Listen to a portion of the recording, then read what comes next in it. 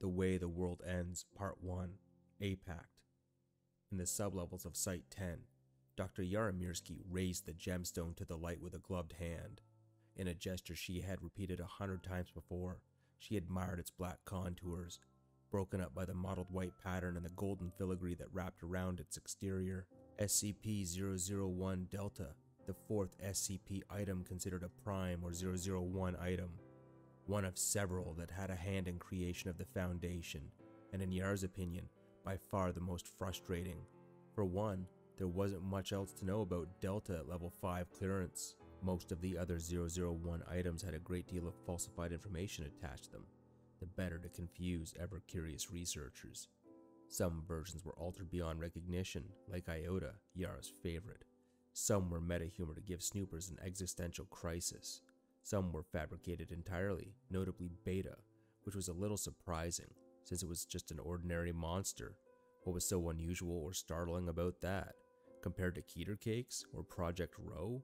But Beta was an invention from a whole cloth. Everything about it was fiction besides its ancient classification system. Not so with Delta. Delta was strange enough on its own that people always assumed the files they had unearthed were altered. They were wrong. Delta was the most straightforward 001, a lock that appeared to contain literally our universe, and something also called Apakht. It seemed like a joke from several cartoon shows, a joke made worse by the fact that it was true. And Delta, the lock, was still missing its key. Not that the O5s hadn't tried to crack it open, especially the skittish ones who didn't like the idea of anyone containing anything but them. One of them had it in their head that Delta unlocked heaven, kept rambling on and on about something called the Thaumiel Initiative.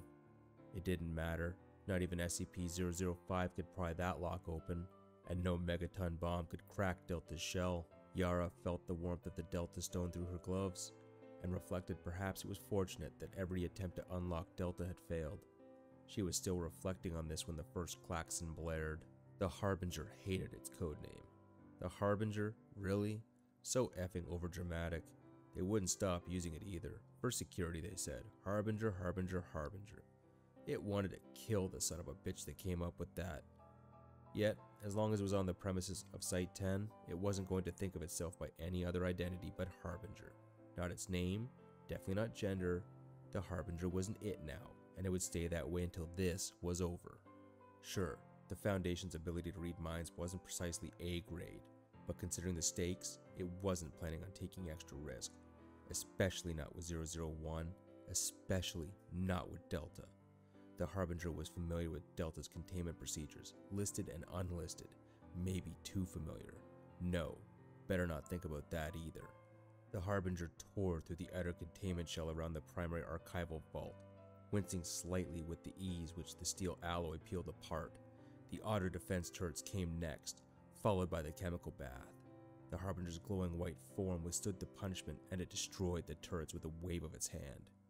A battalion of carefully crafted containment procedures, made useless in moments. The Harbinger reached the vault, the massive, aptly named octagonal prism-shaped containment chamber, custom designed precisely for the purpose of containing SCP-001 Delta. Until now, it had done a very good job. It was made of reinforced concrete and steel, with a time-lock access portal in the ceiling. Pretty much nothing could get through that portal. The Harbinger grimaced. The Foundation just did not reckon with the power on the right scale. That would have to change quickly. The Harbinger left the portal alone and ripped off the entire front side of the vault. It walked 2 steps forward and stopped. The vault was supposed to be empty. It wasn't. In point of fact, there was a woman sitting in it. The Harbinger recognized her. Dr. Yaramirsky, research lead on 001 Delta. A dangerous thought, the thought of her, bubbled up into the Harbinger's head, quickly suppressed, but it was a distraction for a key second. Mirsky was holding what appeared to be a harpoon gun on steroids, aiming it forward. She did not appear surprised to see the Harbinger, not at all. She pulled the trigger. God damn it, the Harbinger thought as the bolt impaled it through the chest. Dr. Yaramirsky hadn't known what to expect the invader, the Harbinger, to look like, and she wasn't going to let it faze her now that she was seeing it. But it really did look very startling. It was shaped like a person, glowing entirely, uniformly white. She couldn't make out any features on its face. She couldn't even tell whether it was male or female. And there was something else about it, some sense about it, that felt purely otherworldly, made it hard to look at. It wasn't just 100 wings sprouting from its back. She was reminded of the Bible stories she'd heard in church growing up, the ones involving angels, how unwitting mortals would fall to their knees in worship, only for the angel to stop them, pull them to their feet and rebuke them, because you should only be directing your worship toward the one true living God. There was also, of course, the harpoon in its chest, but she had put that there. She had almost forgotten, staring at the Harbinger's visage, until its glow started to dim and some of that intense white energy started to spiral into the harpoon. Thank God, she thought, it's working. Then she laughed at the irony. The Harbinger never moved its gaze from her. Only its hands moved, rising to the harpoon. She knew it couldn't remove the fully powered harpoon bolt, not while it was leeching away the being's essence. But the Harbinger didn't try. Instead, it dismantled it, tore open the casing, unwrapped the internal wiring, and got to the power source and cracked it open with a pinch of its fingers. Immediately, its light returned to full strength. The Harbinger tossed the remnants of the now useless harpoon aside, and it walked towards her. It lifted the lock from her nerveless fingers. Dr. Yaromirsky fell to her knees. "Oh, cut that out," the Harbinger said. "I'm not going to kill you." Its voice startled her back to her senses. It was mellifluous and otherworldly, still without discernible gender, but casual, undramatic, and weary. "Don't be too hard on yourself," it said. "Really." She sized up the Harbinger again. No wound was visible from where the harpoon pierced its chest. There should have been a gaping hole. There was nothing.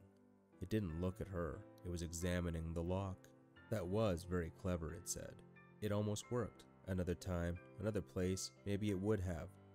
"Why didn't it?" she asked. "If I told you that," the Harbinger said, "well, then you'd know." She couldn't think of a response to that. The Harbinger reached into the form and drew from its robes the item that somehow Yara knew it would have, a small ornate object, resembling a key, exactly as it looked in the recovered sketches. It looked so tiny, so ordinary. "Stop," Yara said. "Wait, please. I know you obviously want to do this, but think about it, please. Do you have any idea what could be in there? Do you know?" "Actually," the Harbinger seemed to chuckle a little, "I know exactly what's in there." Yara felt a little cold about a spell of containment. "Apakht," she said. "Apakht," the Harbinger agreed. It inserted the key into the lock, and it turned the key. There was a small flash, and something about the world had irrevocably changed. For a brief moment, the Harbinger wasn't a glowing, 100-winged angelic being.